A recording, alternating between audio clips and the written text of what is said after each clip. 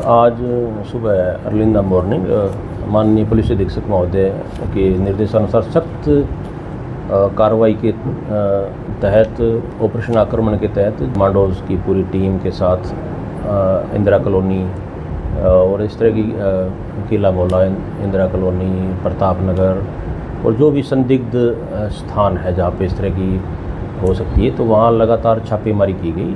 जिस संबंध में छापेमारी के दौरान एक घर से 18 बोतल नाजायज़ शराब बरामद हुई और जिसको गिरफ्तार करके नियमानुसार कार्रवाई अमल में लाई जा रही है। और कुछ संदिग्ध व्यक्तियों के बारे में, नशा तस्करी के बारे में तो उनके घरों में भी रेड की गई, पर उनको नशीला पदार्थ मिला नहीं, पर उनको सख्त निर्देश, सख्त हिदायत देते हुए और उनको 172 एक बेनस के नोटिस जारी करते हुए उनको सख्त लहजे में हिदायत की गई कि इस तरह की अगर नशे की किसी भी तस्करी में संलिप्त पाए गए तो उनके खिलाफ बड़ी सख्त कार्रवाई अमल में लाई जाएगी। किसी प्रकार की कोई गुंजाइश और कोई रियायत की उम्मीद नहीं है। और अगर उन पर आपराधिक रिकॉर्ड पीछे का रहा तो उनके खिलाफ हिस्ट्री शीट खोलने की भी प्रक्रिया अपनाई जा रही है और उसमें लगातार उनको पाबंद किया जा रहा है, बार बार उनको चेक किया जा रहा है।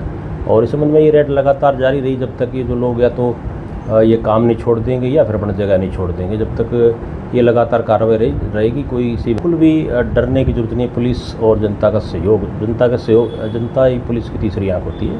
तो आमजन से अपील है कि सरकारी नंबर है, सरकारी नंबर पे किसी प्रकार की सूचना, आजकल कोई भी मैनुअल तरीका नहीं है। आजकल तो सोर्स कोई भी इस तरह की इन्फॉर्मेशन आप सीक्रेट व्हाट्सएप के माध्यम से, ईमेल के माध्यम से आप किसी को सर्कुलेट कर सकते हैं। उसमें सूचना देने वाले का नाम तो गोपनीय रखना है।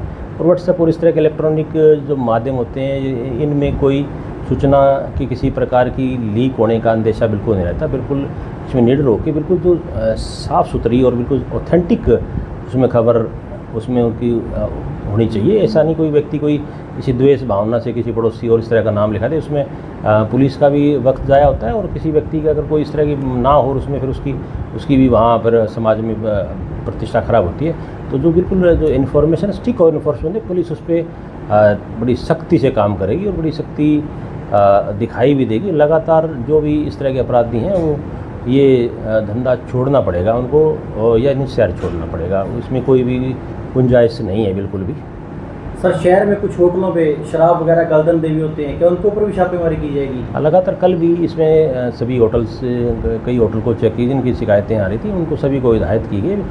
भाई सिर्फ जो खाने पीने का है उसमें कोई भी किसी को बिना प्रॉपर अनुमति के, बिना डॉक्यूमेंटेशन के बगैर किसी को भी होटल्स की परमिशन नहीं है। वो बराए मेहरबानी होटल्स में इस तरह का जो है होटल्स को बंद कर दें या अपनी प्रॉपर परमिशन ले लें। और इसके साथ साथ जो उन बिल्डिंग्स के मालिक हैं उनके लिए बड़े सख्त लहजे में मैं दोबारा बताना चाह रहा हूँ, अगर किसी भी होटल मालिक ने जो जगह बिल्डिंग किराए पे दी है, उसमें अगर कोई आदमी आपराधिक प्रवृत्ति का आदमी कोई अगर उसमें कोई इस तरह का होटल कर रहा है तो उसमें मकान मालिक की बड़ी अहम जिम्मेदारी निर्धारित की जाए। उसके खिलाफ सबसे पहले उसी के खिलाफ कार्रवाई होगी।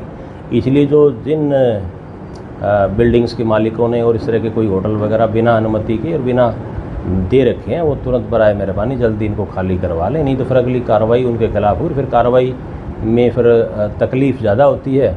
हाँ, तो इसलिए वो उनको सख्त लहजे में जो जिसके इस तरह का है, बगैर वेरिफिकेशन और बगैर प्रॉपर डॉक्यूमेंट्स के बगैर किसी को भी कोई इस तरह का होटल या कोई इस तरह लीज़ या किराए पे नहीं देना है। ये बिल्कुल सख्त और आखिरी चेतावनी है उन लोगों के लिए।